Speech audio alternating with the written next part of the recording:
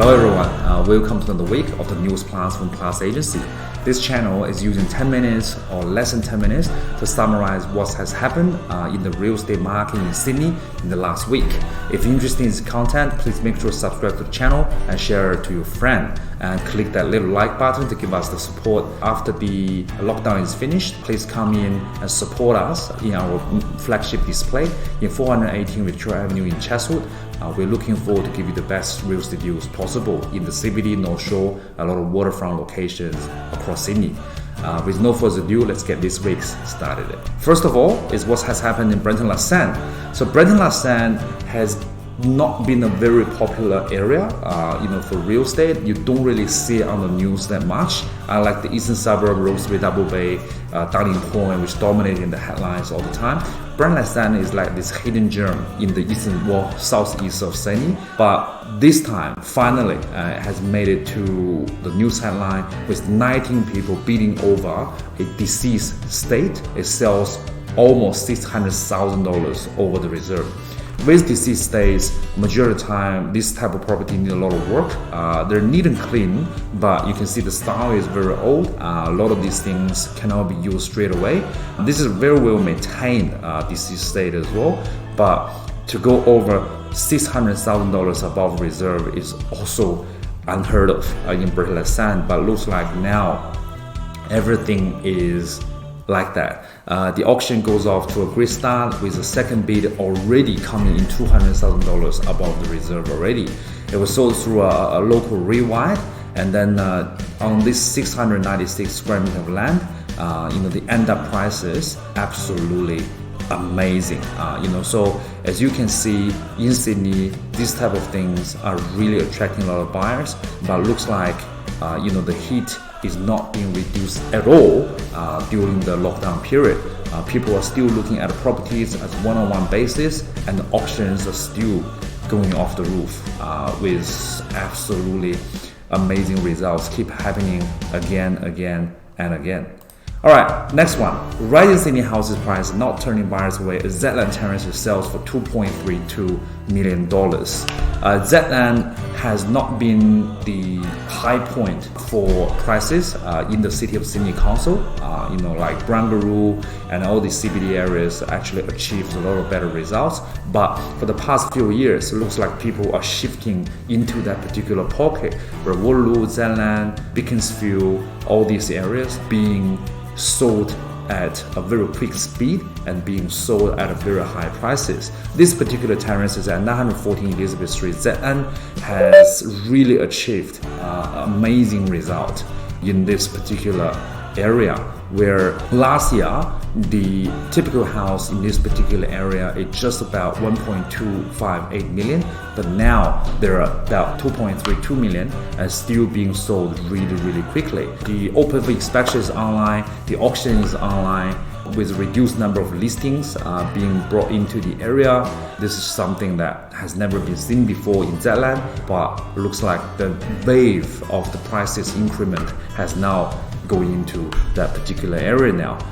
The campaign was very successful. There are 58 private inspections conducted, and looks like people are attracted into this type of property now. Even though it's a 3-bedroom, $2.32 million, looks like it's just the beginning of the good price point for that South Sydney area.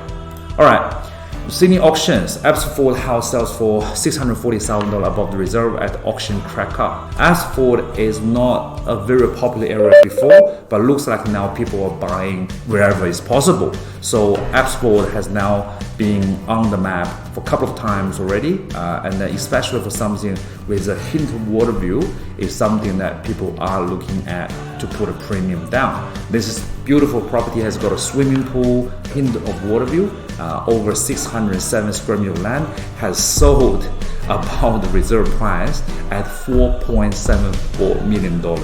And that is absolutely amazing.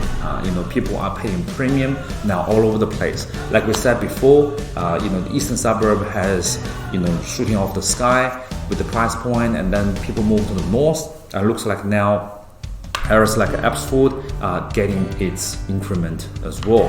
Looks like this wave is just not stopping. All right, going a little bit up north, North Bogola scored its first $5 million sale and new suburb record. Bogola is the area sort of between Manly and Mosman. It doesn't really have all the shopping facilities where Manly have or Mosman have. At the moment, people are now moving towards to these suburbs, like not the big suburbs. They're moving into the neighborhood of these areas and trying to get a deal done. Where when Mosman is like 10 million, 20 million, when Manly is crazy prices, they're trying to find a suburb around it, and looks like it's going to become a trend as well. So now at number 4, Ugula Street in North Bogola, the prices has finally achieved $5 million above. And it's the third time in 7 months it has a new suburb record, where suburb record normally doesn't get breaks within 1 year for a couple of times. This one, in just 7 months time, record prices has been constantly break away. The last one was last December, and it was 4.175, so it's actually a lot higher as well compared to the last record prices. It is a beautiful property.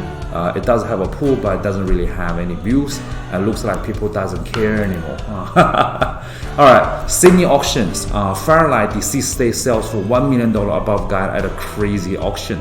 And we can see Firelight also not a very popular area. It looks like this week people are starting to look around the surroundings now, where before people only look at a certain postcode, certain area. Now they're okay with the area just next to a good area, and then paying premium even for a place that's not in the main center of a lot of shopping facilities. This one at number 62 Griffin Street in Firelight has sold for $4 million, and it's $1 million above the price guide, with 18 buyers registered to bid online. The interior needs redone. The kitchen is a significant outdate. Everything else is outdated, but people really just buy it for the land of it. Because clearance rate of the Sydney auction has achieved over 80% again. Looks like the lockdown is going to be finished in the real estate section a lot earlier than the physical lockdown in any other area. Alright. Former British Consul General Mansion, Yuval Cruz, sells in 7 days for $15 million. This is absolutely another amazing result for the eastern suburb, and the reason is because not only this particular property has sold for $15 million plus, it has just been sold a year before for only about $10.66 million.